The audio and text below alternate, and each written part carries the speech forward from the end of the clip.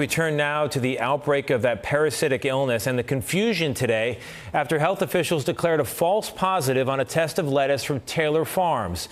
They do still say there's overwhelming data suggesting the outbreak is linked to the Taco Bell supplier, as Taco Bell is now seeing a nearly 20% drop in customers, according to data analysts. Our Carter Evans now with what you need to know.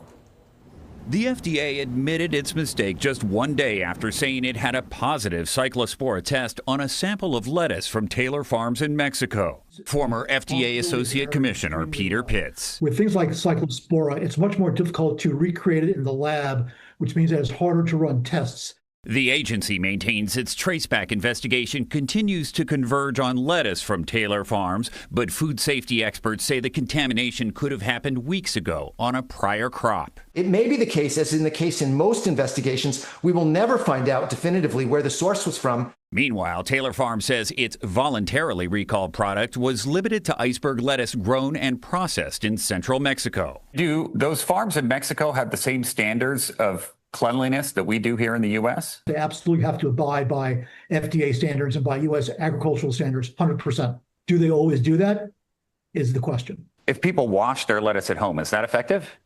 No, because a lot of these pathogens cannot be washed off for a variety of reasons. Timothy Litton wrote a book on food safety and says he believes the investigation is moving in the right direction. So if people are standing in the produce aisle tonight looking at lettuce and thinking whether or not they should buy it, what do you tell them? I would say that every time you go into the fresh produce section of your supermarket, you do the same thing when you get on the highway to drive to work, which is you take a risk. Now, in an effort to reduce government spending, the Trump administration has made cuts to public health, but health officials say that has not impacted this investigation. Tony. Carter, thanks.